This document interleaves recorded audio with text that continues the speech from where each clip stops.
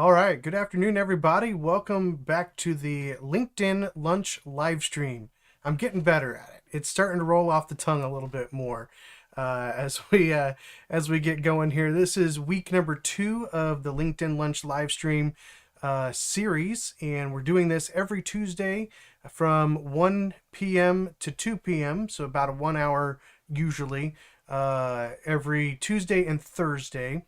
And basically, what we're doing here is we're going through LinkedIn, taking a look at some posts and articles and things like that, and just kind of sharing my opinion, my feedback about some of the topics, and of course, listening to your feedback and your opinions and questions. So, as we go through some of these topics, if you have a question for me, certainly feel free to ask that in the chat. If you are watching live, jump in the chat, say hello. If you are watching this later, leave a comment. Let me know if you have any thoughts on any of the things that we look at today. I know we've had some do that in the past as well. So certainly feel free to join me live. I'm not eating lunch on the lunch live stream, but mostly because I'm talking the whole time. So feel free to jump in and share your opinions, ask your questions. I'd be more than happy to share my opinion, and that's something that I do ask that you keep in mind. Obviously, I am giving my opinion based on my experience. I don't know everything, and I don't know maybe even things that you know. So feel free to share your experience and your opinions as we go through some of these topics, and we'll learn together, and maybe we'll learn some new things, or maybe I'll learn some new things from you. You learn some new things from me, and hopefully this will be beneficial to you all the way around. So thanks for joining me today. If you are watching this live, well, I guess if you're watching at any time, hit the like button for me if you find it interesting and helpful. We're working on some more content here. That's why we're doing the live streams on Tuesdays and Thursdays, trying to get more help and ideas and mentoring out there for everybody, just to get some more insight into some of the things that you might be seeing, especially on LinkedIn, as that's more of a professional social network. There's a lot of voices out there speaking into your situation, specifically if you're a junior developer or somebody who's looking to grow their career as a developer. That's what we're here for. We want to help you grow your career as a developer, specifically junior developers, and hopefully you find it helpful as we go through some of these different things. So I think that's one of the shortest intros that I've done for a while, because we're just going to jump right in. Actually, we spent a lot of time last Thursday talking through several different topics that kind of came up along the way, and didn't get to all the LinkedIn posts, which was fine, that I was looking at. That's why we're here, though. So if you have a question, whether it's on topic or not on topic, let's dive into it and talk about it, and we'll get to as much LinkedIn content as we can along the way. So welcome, Celestino. Good to see you. Is that the... My eyes are getting old on me. I have to do the old man glasses here. Is that like the Vulcan hand thing? I can't tell. Anyway, if you're watching live, jump in the chat, say hello, and we'll dive in here. So let me jump over to LinkedIn here, and again, just a reminder: these are my opinions. These are things that caught my attention as I was just scrolling through the feed here on LinkedIn that I thought might be good discussion topics. So certainly feel free to add your own or derail or whatever you would like to do along the way. So here we go. Let's dive in. So the first one that I have here is this statement right here. This, obviously, when you open these pages up, they when they're in their feed, you only see like the first few lines. Those who are pretty good at marketing and branding themselves and doing things like that, they're good at putting things the right way to get your attention and make you open that up. So this one caught my attention here. Just briefly, it says it's okay to quit your job after 1 to 2 years. I would agree with that. It is okay. In fact, the normal time length for most developers at a specific job is, I think, just under 2 years now. It used to be a little bit over 2 years. It's just under 2 years the last time I looked. Which, that would be, I should probably look that up again, just get more updated numbers there, but that's very, very common to be at one job for only a year, maybe two if you're lucky. And that's for lots of different reasons. So one reason is that you decide to leave, like this post is talking about, right? It's okay to quit your job.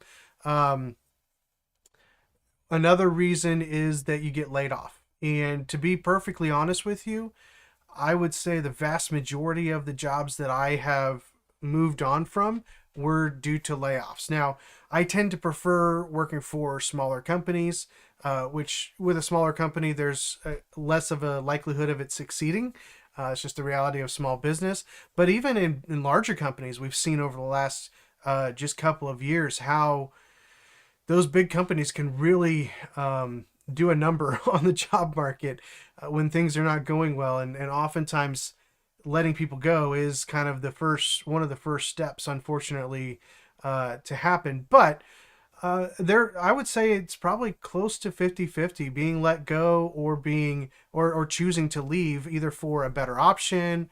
That's honestly most of the time what I've seen. So this post goes into a little bit more reasons, right? It says you're not focused to tolerate a bad boss, a bad salary, a bad company, a bad work culture, a bad work-life balance. Um, and that is true. The question is, how different is the next company? That's the hard part, right? Because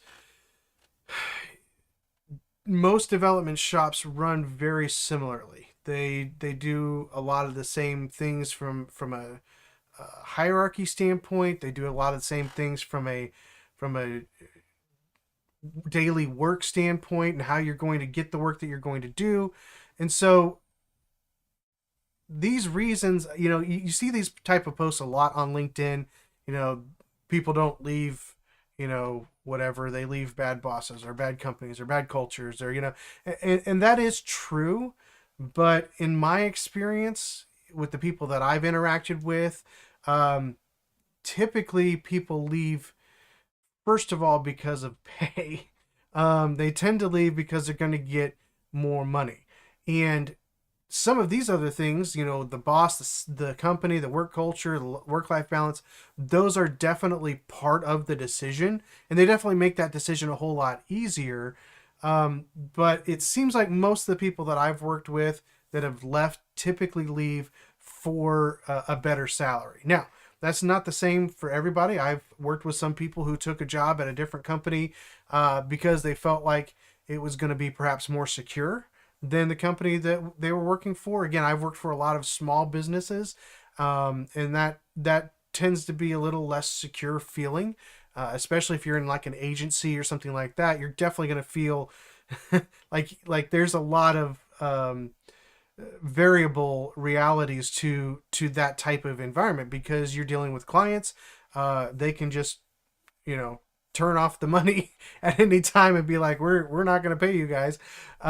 So that can be kind of scary, and it might make more sense for some people to jump from that insecurity to a bigger company that feels more secure, even if they do have to take less money. I do know some people who have done that, who've taken less money or not as good benefits in order to have a little bit more feeling of security. So, but really, most of the time, when I've changed jobs manually, there have been some of these other things behind that. But the only reason I actually pulled the trigger was because I got a better paycheck. And so, yeah, people do leave for those reasons, but I think the most common one is that you get a better salary. And it's not necessarily that the salary that you're making is bad, it just may not be enough or may not be what you want. Maybe you've attempted to get a pay raise and the company hasn't been willing or able to do that. But most of the time, I've seen people pretty much willing to tolerate most of these other things until they find something that's going to give them a better pay raise. But the point here is true. Quitting your job after 1 to 2 years, especially in our industry, is normal. Actually, unfortunately, I would love to be at a company many years. mostly because that tells you that you have some career growth there. They like you, you like them. You're working well together. Like there's a lot of factors that go into why you would stay at a company long term. Um, but the reality is that today's job market isn't the same as it was 20 years ago, or even, or certainly not 50 years ago, where you know went to a company and you worked there most of your life. It just isn't a reality, and especially in the dev world, um, there's so much change around things that you need to learn, areas that you need to grow, new things that you need to add to your skill set. And sometimes the job that you're working doesn't give you that opportunity. And if you don't take an opportunity like that, you'll fall behind in the industry. So I think that's another reason why a lot of times people do tend to leave after a couple years.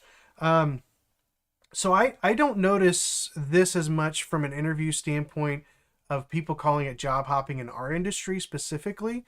Again, because it is so common, A, to be let go, and then B, to jump from one job to another as you grow your skill set. This really isn't as big of a thing, I don't feel like, in the tech industry, specifically in the development industry. I call it personal growth. That's exactly what it is for us.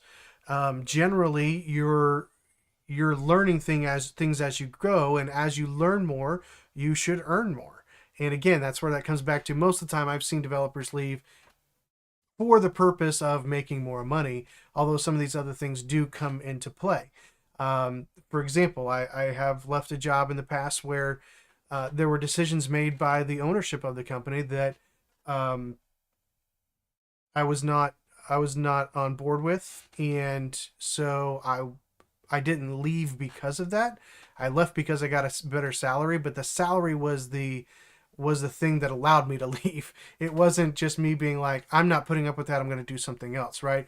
But it made it a whole lot easier to leave because I found something with a better salary. So that's what I tend to see even with other developers.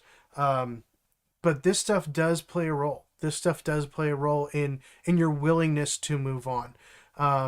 But certainly don't feel bad, in my opinion, about leaving a job after 1 to 2 years. I've had people leave less than a year. I think that's not necessarily giving it enough time to really see if things change or level out or whatever the issue is. Um, I would give it at least a year if you can, unless it's just a really horrible situation. But yeah, so I just wanted to throw that out there because this is a broader audience, obviously, but I wanted to kind of address this from our standpoint as developers. This is actually a pretty common time frame, so I would totally agree with what she's saying here, that you definitely should not feel bad about jumping ship and going someplace else after a couple of years. Now it's great if you can stay at the same place for a long period of time. I mean, I would prefer that personally. I think most people would, but it's pretty uncommon, unfortunately. All right, let's jump over to another one here. All right, this is always a hot topic for especially junior developers right now, given that we're in a market where it's very difficult for you to get hired. Typically, if people are hiring junior developers, what they really want is a mid-level developer for a junior developer price tag. The list of things that you need to know as a junior developer today, I'll be honest with you, I don't know if I would have been able to get into this industry today, with all the things that you need to know. I am self-taught dev from many years ago, and learned everything just searching. I'm trying to remember. Yeah, Google was around when I started. Google searching and trying to understand a lot of early Stack Overflow reading and things like that. So for me, I look at you guys as junior developers today, and I do not envy you the struggle that you have trying to get into this industry with all the things that you need to know just to even land an interview, it seems like. So whenever I see a post like this that's like, hey, this is the secret formula, it always intrigues me to see what people think is going to help. And again, this is these are broad things. This one's not specifically for junior developers, so we'll see how it lays out here. But again, I don't always read all of these all the way through before we jump on. If something catches my attention, sometimes we'll just go through it, and I may agree, I may disagree. We'll see. But that just adds a little bit of fun, I think, to the process. So here we go. I'm going to share with you the ultimate formula for getting hired. It's top secret. I think that was all of it that was there above the view. So it says targeted resume plus targeted networking plus targeted branding plus targeted interviewing equals a job offer. All right, so we've got a formula here. Let's just look at each of these things right individually. Targeted resume. What are we talking about when we talk about a targeted resume? My assumption would be providing a resume that is specific to the job that you are applying for, where you are putting jobs that you've worked at before that obviously seem to align with that as much as you can. Making sure that the bullet points or the information about what you did at that job has some sort of connection with the job that you're currently applying for. I remember years ago when I first had to put a resume out, right? It was very simple. I didn't change the resume at all. It was just, these are the things that I did. And that worked okay back then. But today, you really need to be able to target your resume to the job that you're applying for. And you want to keep it as succinct as possible, but as prolific as possible at the same time, if that makes sense. So you want to keep it short, but you want to show what you have done to help the companies that you've worked for in the past. And that might sound a little bit prideful, but at the end of the day, as somebody who looks at resumes, as somebody who interviews people, what I want to see is how effective were you at your job. Again, this goes back to what we were just talking about a few minutes ago. There's multiple reasons why people move on from one job to another. It could be that the company didn't do very well despite their efforts, and they were laid off, right? So being able to show that you did something, not just learning, but did something to help the company that you used to work for, shows me that you understand your impact on the company, and you want to have a similar or better impact on your next company. So why is that important? Well, as a leader in a tech company, I want people who are not just there to fill a seat. They're not just there to write code. They're not just there to complete tickets and get a paycheck. I want people who think outside the box, who like to take a challenge and figure out a good solution for it. Those types of things. And typically those type of people are going to have an impact on a project or on a company. And it may not be as obvious to you right away, but maybe ask some former coworkers, hey, what are some things that you think I did well at this company? So you can target the information on your resume more specifically to your successes and your help in advancing the company, as well as how those might affect the company that you're currently targeting. So that's, in my opinion, that's what that targeted resume looks like. But then you've got targeted networking. So targeted networking has to do with who are you connecting with on places like LinkedIn, right? Who are you connecting with at, meetups and things like that? Are you connecting with people who are associated with that company? Whether that's other developers who work for that company or leadership that works for that company. One of the most interesting things about the job that I currently have is that I had communication, limited, but some communication with the owner of the company that I work for several years, off and on, about different things. I would leave comments on his posts on LinkedIn and things like that. And I wasn't actually pursuing a job with the company, although it interested me. It was one that I was interested in working for. But that relationship was built, right? And it was targeted. I was specifically interested in this company, even though I hadn't pursued it yet. And so I may not have had a targeted resume, but there was some targeted networking there. And so especially as junior developers, you don't know anybody because you haven't worked with anybody. And so you need to start building some form of relationship, whether it's asking questions, whether it's um, seeing if you can do an interview with someone, just building questions, leaving comments on people's posts, and even asking questions in posts, clarifying things, like interact with people, especially here on LinkedIn. And in the job in the company that you are really interested in, or multiple companies that you're interested in, and start building some name recognition. That's kind of the next piece of that here, where it says targeted branding. The idea of targeted branding kind of goes hand in hand with targeted networking. Is you want to brand yourself, you want your LinkedIn profile to put your best foot forward, to help people see what you're interested in, to help people see what you think you can bring to the table.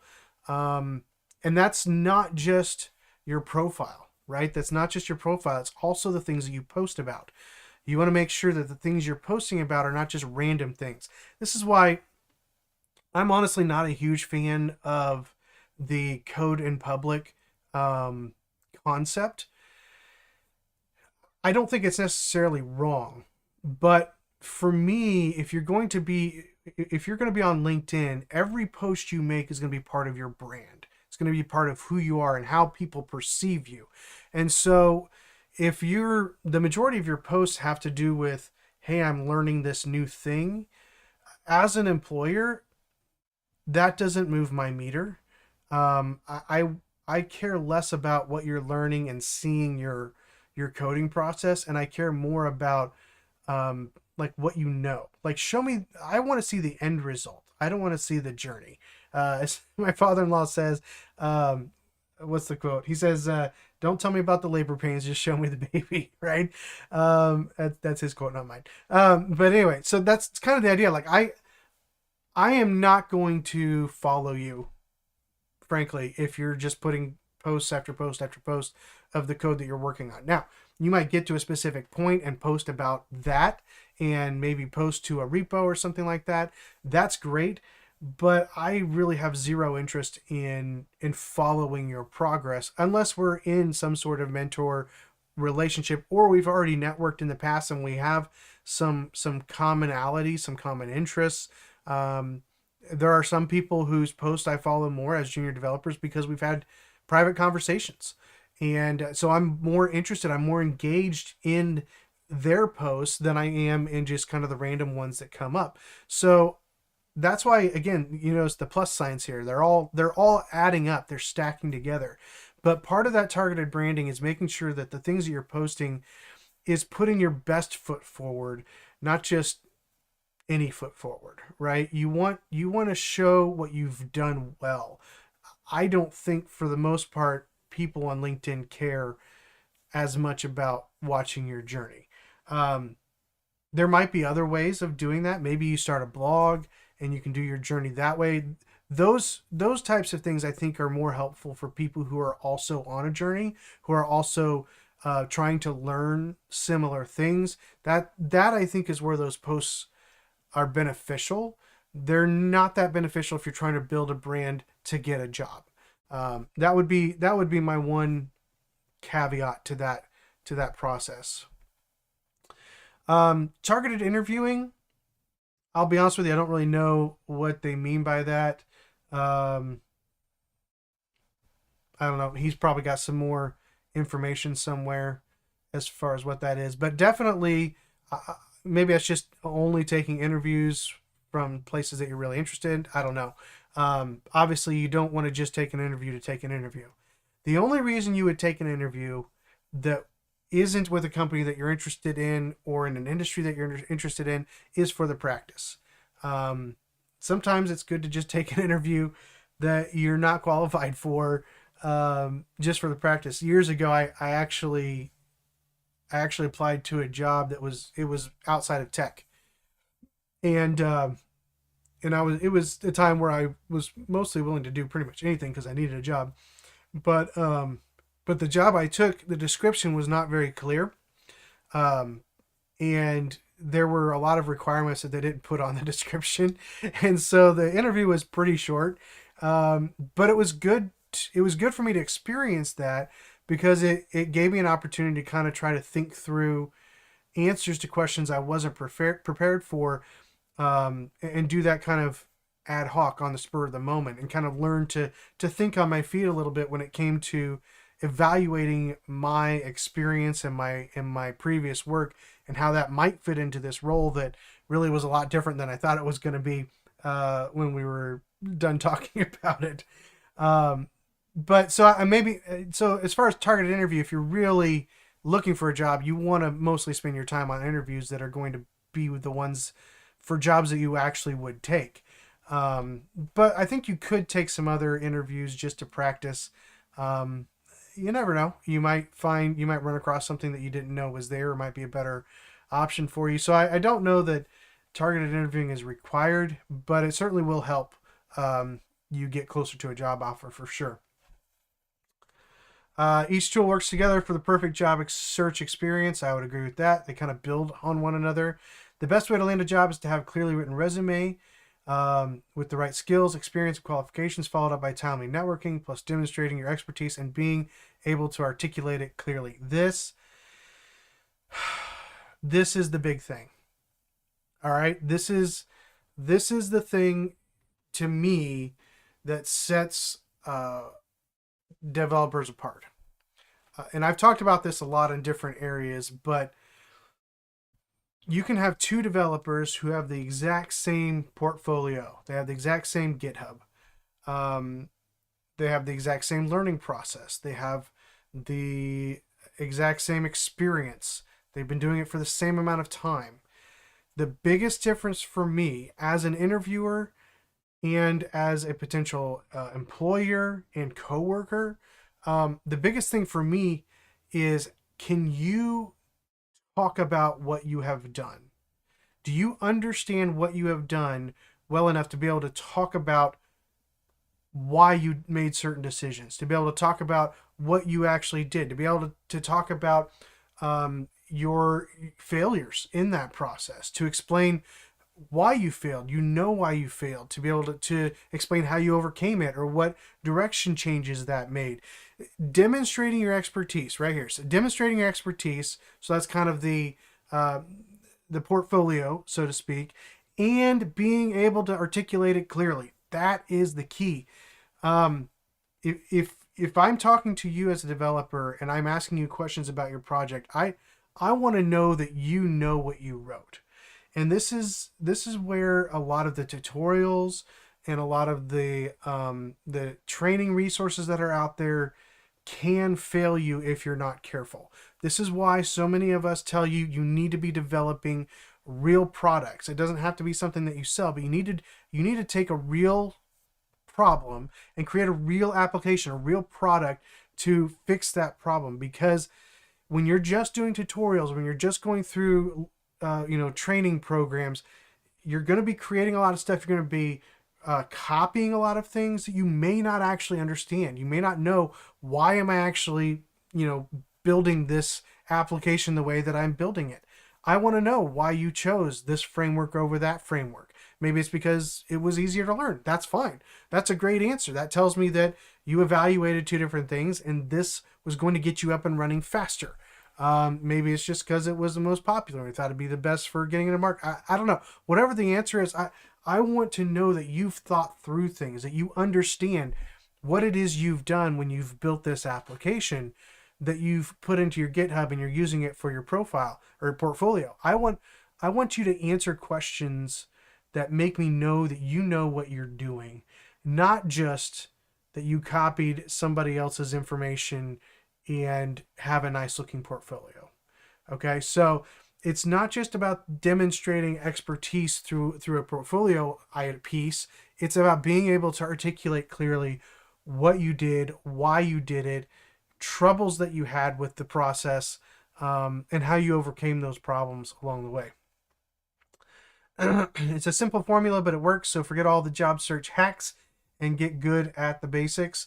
Yeah, I mean, I don't really know what the hacks are, so if anybody knows of any hacks, let me know. But I mean, this is the job search process. It's just a matter of how well are you integrating those things together thinking through those things as pieces of a whole versus just stuff that you're doing.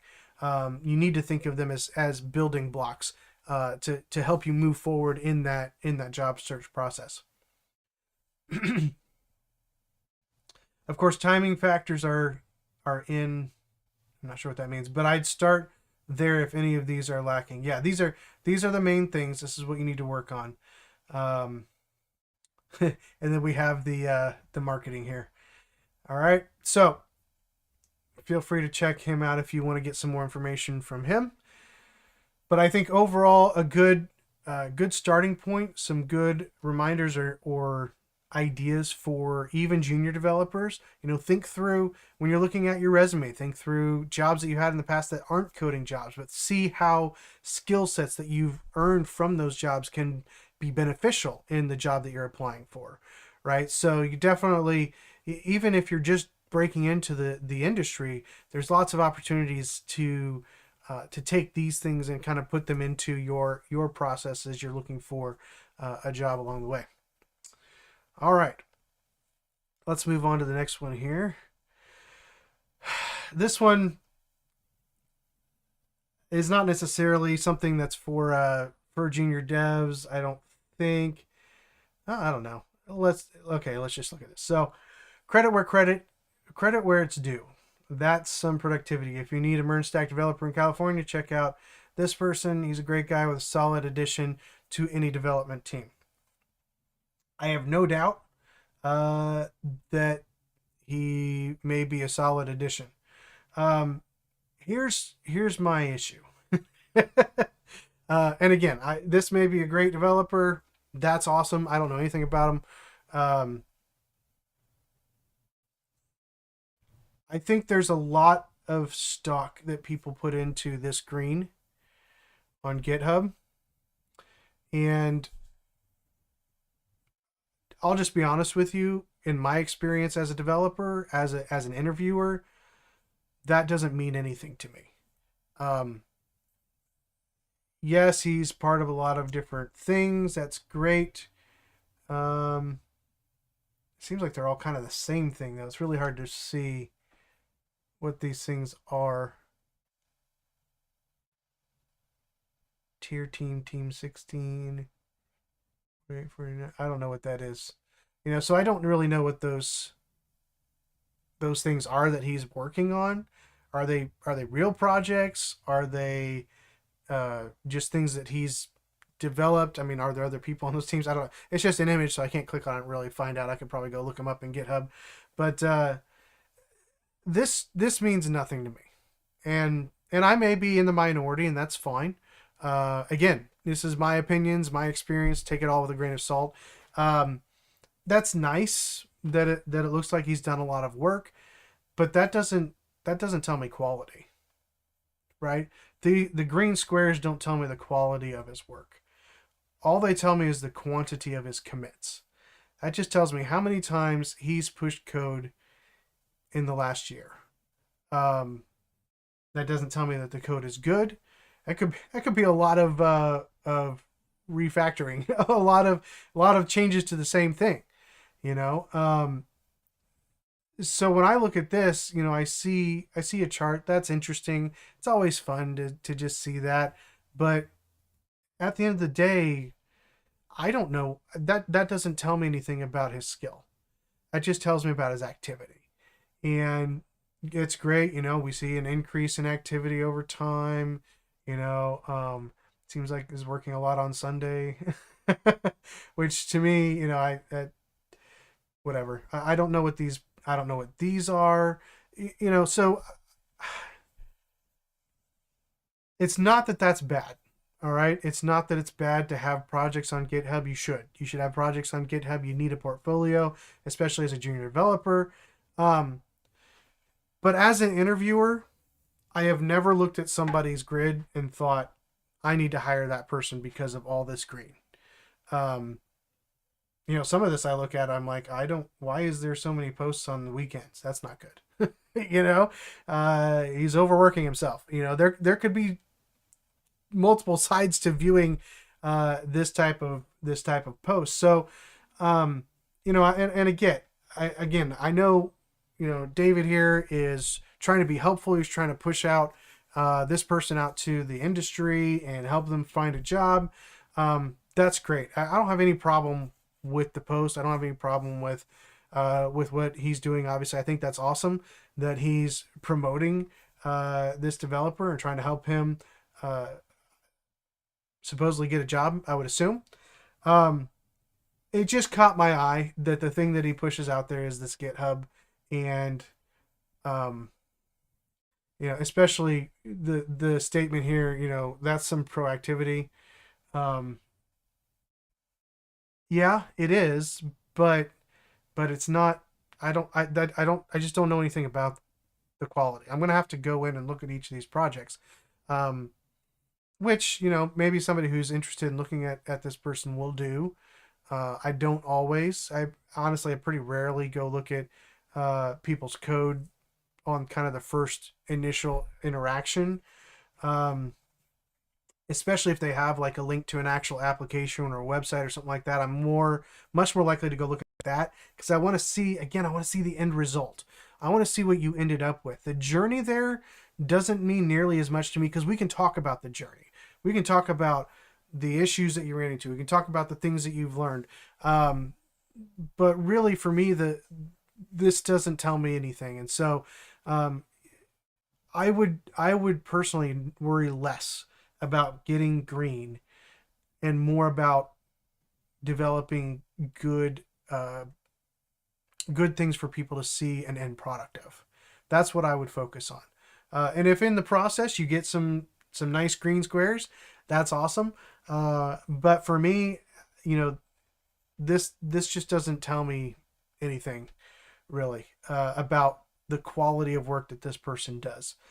Um, Now he may have some links out, in those repos that go out to actually live products, and that would be better. That's what I would want to see. I want to see what did you end up with, um, and then we can talk. So but that's just something that caught my eye because it was pushed out as this proactivity thing, and that mostly means this. And for me, as an interview, that means very little. To whether or not I'm going to be interested in that person. Just being honest.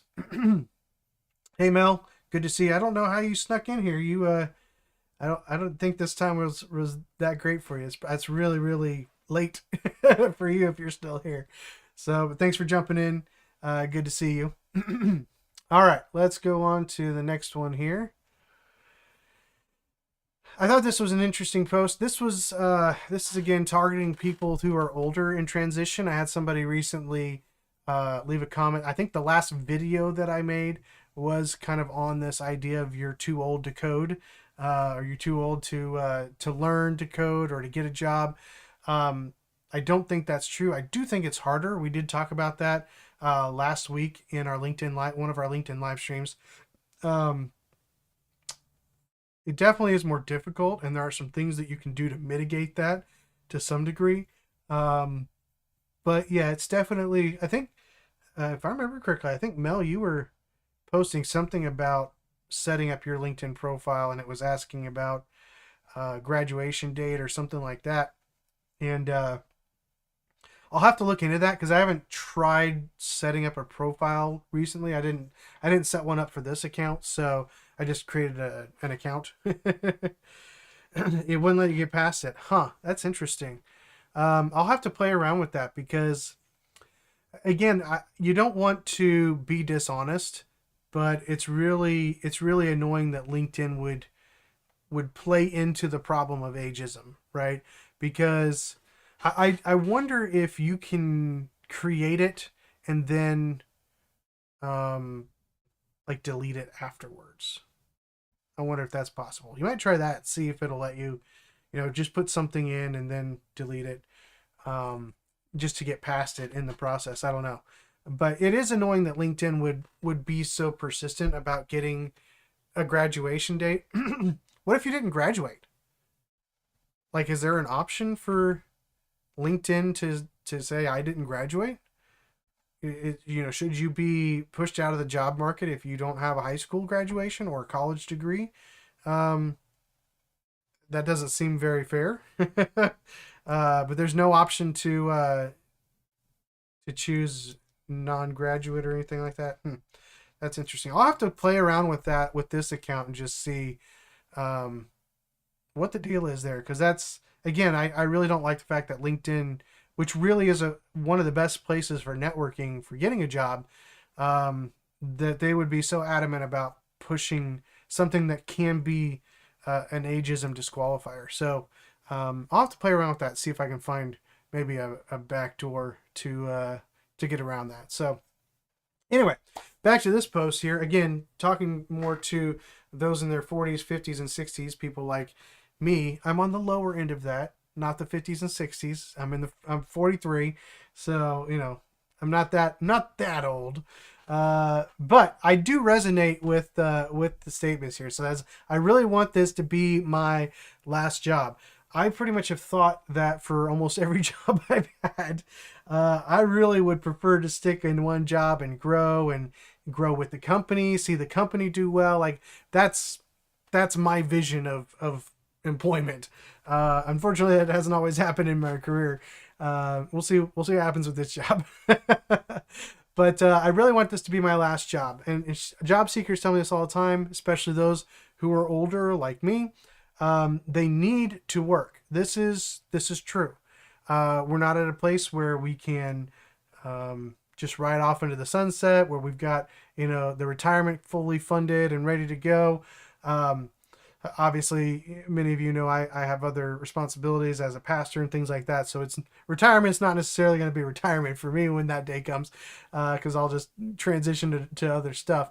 But that's true. We need to work right now. We're in a place where we need we need that income, and we need that income to stay up with the costs of living at, especially if you're still in your 40s and even 50s, depending on when you started having children. You might have children still in the home. So it's definitely a need. You can't just, shut life down in your 40s and 50s and even 60s. But yeah, we're not looking to job hop. Again, not that it's bad to switch jobs, of course, but we're looking for stability. I think most people really want stability. In fact, I know I mentioned earlier one person that that I know of that changed companies specifically for stability. That happens. But I think that is something that we definitely want. When you're younger, it's not as big of a deal if you jump from one job to another. You're looking for different things. You're looking for learning opportunities. You're looking for earning potential. You're looking to be able to have an increase in your title, your career progression, right? So I think there's plenty of reasons when you're younger why it feels more okay to hop around. When you're older, you want to know that you're going to have a job for a while. You want to be able to dig in and be helpful to a company and receive a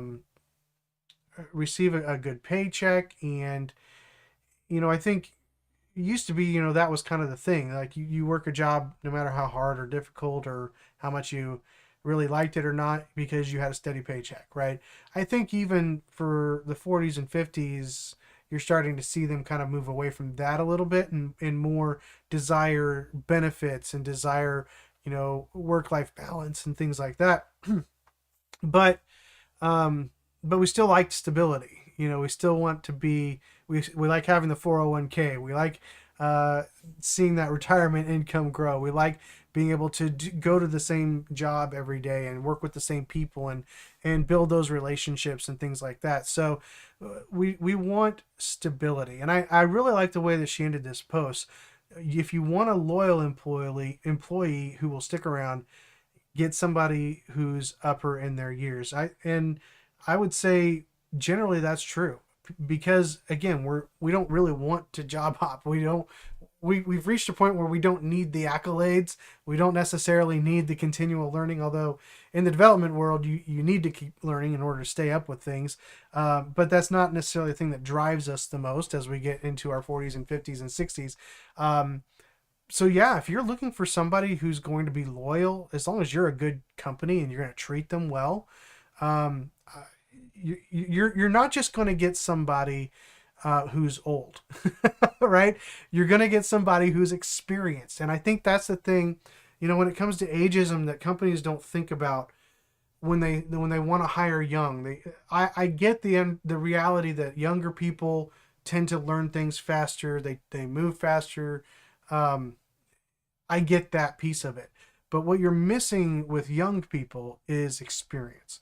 So a young person may be able to learn things quickly, but they may struggle with thinking through things longer than somebody who's older like me, who has experience, not even necessarily just in coding, but has experience in life to be able to know, hey, this is reasonable, this is not reasonable, to be able to think about time spent on part of a project and know when they've really reached their limit of being able to figure something out and they need to ask for help.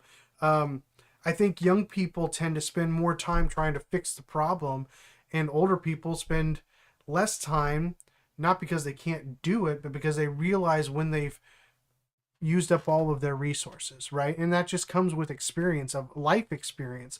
And that's something that you get with older people. You also oftentimes get leadership qualities with older people. They've been in the job market for years. They've held multiple jobs probably. They've probably climbed the ladder in some degree at other positions. They have life experience. They probably often have leadership skills that maybe they're not the fastest developer or the most knowledgeable developer, but there are other tangible things that you want in somebody who's going to be there long term, especially in leadership roles, that you might want to hire somebody in that age group for that specific reason. Again, not that young people can't develop quickly into leadership roles. Absolutely they can. But that is a perk that you might get from a 40, 50, 60-year-old that may be harder to find in somebody who is freshly out of high school or college. So I thought this was a great post. Repost to spread the word. And ageless careers. That's funny. Follow Colleen and ageless careers. But I think that's something that we need to consider as an industry even more. The one caveat to this is that typically those who are older need a higher income. So if you're getting into the market and you're brand new at development or don't have as much experience, it might be harder for companies to pull the trigger if you don't have the dev skills that they need. So that's one caveat we do have to give to this, that you do have to still be able to do the job. But I think depending on what you need from financially, you might be able to get some of these other jobs, especially if companies are willing to take the experience of somebody who's older and bring that into the role that they're trying to fill.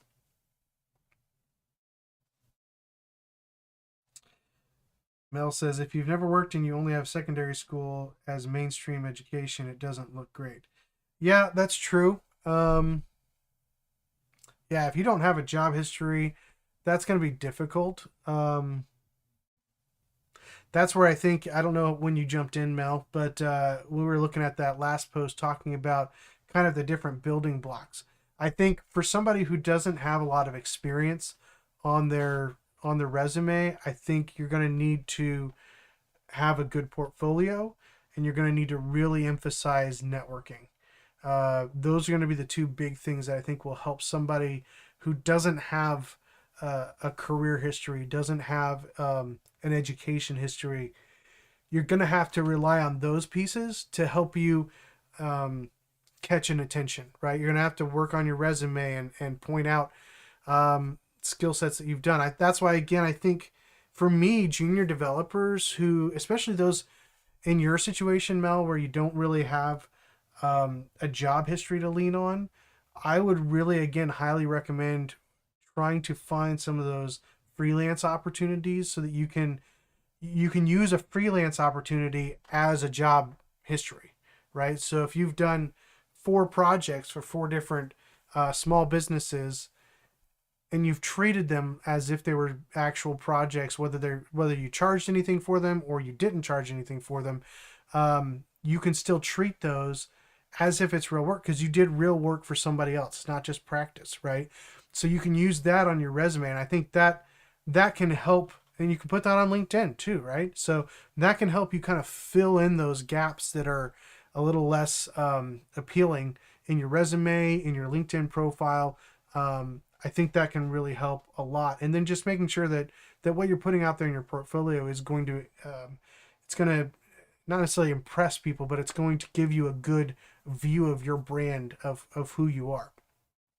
So that would be my suggestion for people who maybe are in that little older demographic and you don't have maybe some of that history of a career, or maybe your career history is like one job because again you worked that one job for 20 years and for whatever reason you're not there anymore. So I think to me freelance and projects can be a good way of filling in those gaps. So that's not necessarily easy to get that rolling and get to where you're actually able to find people who will work with you on that.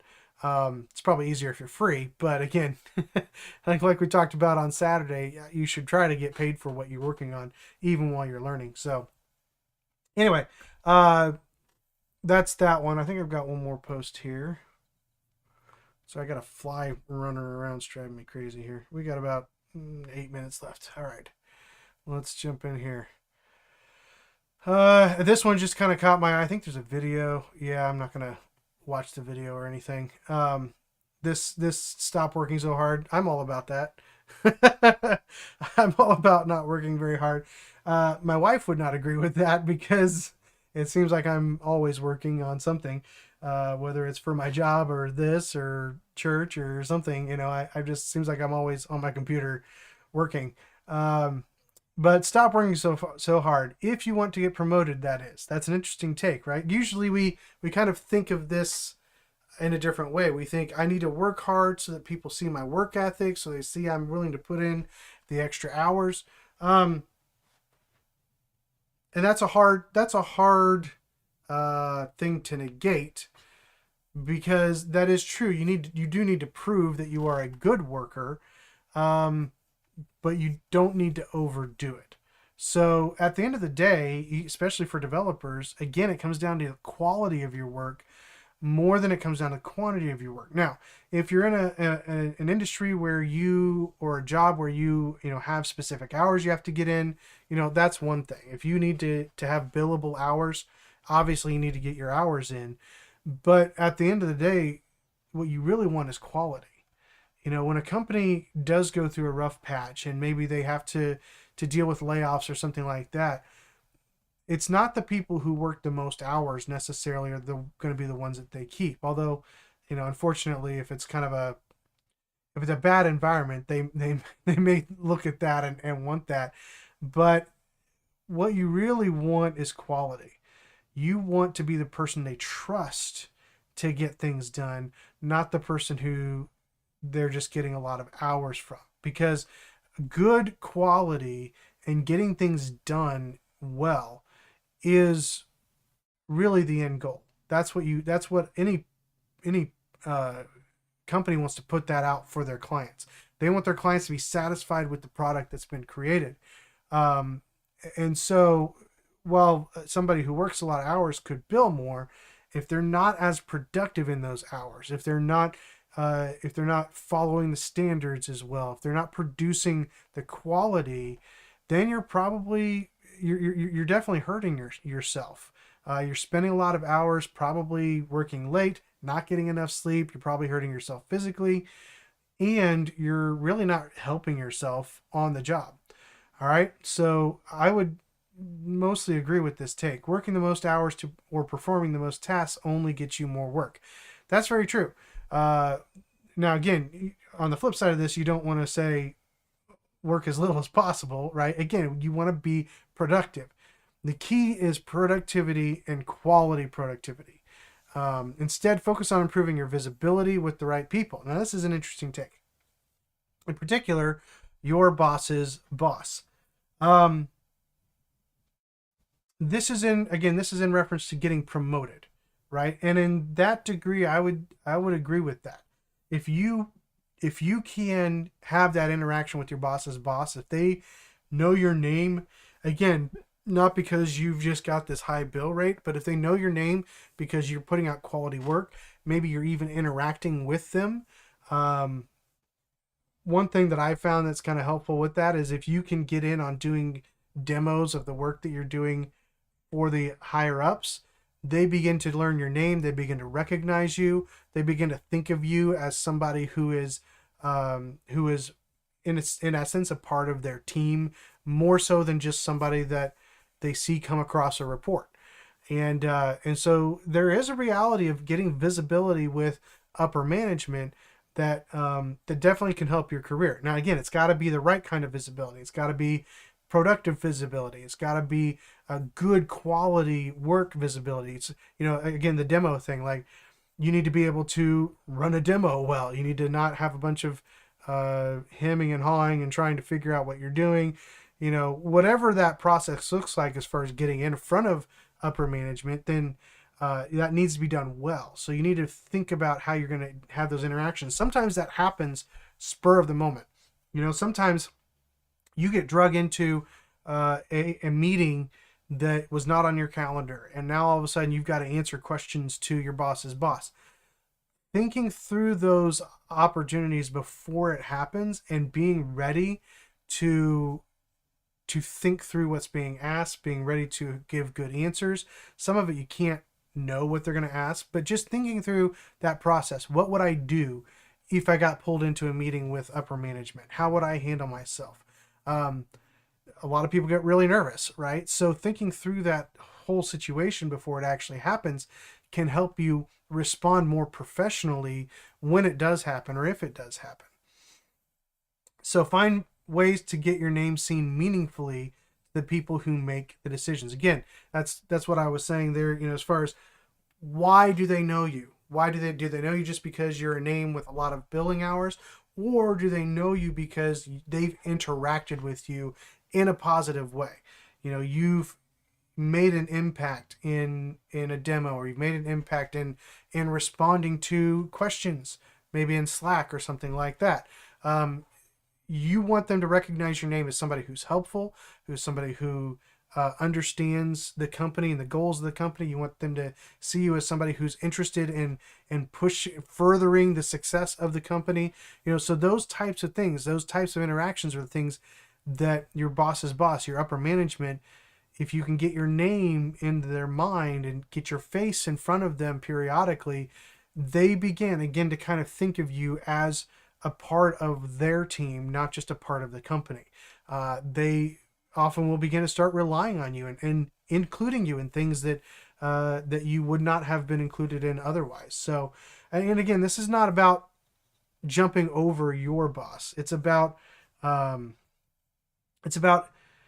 setting yourself up for the future. You're not trying to hurt your boss in any way. You're just trying to get your name out there. You're trying to pursue your career. So I know some people would probably look at that sometimes and be like, hey, he's just trying to, leapfrog. I mean, if that happens, it happens. But really, what you want is people higher up knowing who you are for good reasons. And as it says, you'll have a better chance moving forward in your career. And then, of course, we have the P.S. Here's the blueprint if you want to invest in your career, all that jazz. So anyway, those are the posts that I have for today. Wrapped up pretty much on time. That's not too bad for our third one. For those of you who maybe just dropped in, we are here live every Tuesday and Thursday during this LinkedIn lunch live stream. Say that 3 times fast. From 1 p.m. to 2 p.m. Central United States time. So hopefully if that works out for you, you can join me. Obviously, feel free to jump in the chat and join the conversation. Welcome, Sash. Good to see you. Absolutely. I mean, that. So he said just thanks for your knowledge and advice. That's what we're here for, right? That's the whole point of being on YouTube, is to try to help junior developers or even, mid-level developers, even senior level developers, help advance their careers and think through maybe some things that you haven't thought about. And specifically here, we're taking some of the advice on LinkedIn walking through it and seeing what we think about it. Certainly feel free to throw in your tidbits, your questions in the future. Throw in your opinions on the things that we discuss as well. I always love to interact with you guys in the chat. But it is 2 o'clock my time, so I'm going to go ahead and sign off. Thanks again for jumping on live, those of you that did, and for questions or comments. Certainly feel free to do that. If you're watching this later, feel free to leave a comment. I try to respond to all of them as often as I can. And I would love to take your questions. If there's anybody that you know of on LinkedIn that you think would be good for me to follow on this profile and look at some of their posts, if there's a specific post or a specific article or something that's posted on LinkedIn that you'd like for me to look at and review and talk about on a future LinkedIn Lunch live stream, then post that either in the chat, post it in as a comment, or you can go to the Dev Mentor Dave Discord server, and we have a couple of channels for the LinkedIn Lunch live stream there, and you can post those there. I've already had one person mention, I think it was Mel actually, mentioned the somebody to follow, and I did follow them. So we'll probably see some posts of theirs in the near future. But yeah, if you have anything that you want me to review specifically, I would love to do that. And otherwise, have a great day. Hope you guys found this insightful and helpful in some way. And I will see you all on Thursday at 1 p.m. If I can find my logo here. I never get this queued up, and so I've always got to... oh, that's right. It wasn't you, Mel. I forget who it was. Somebody sent it to me. Oh, well. Anyways, I'll see you guys.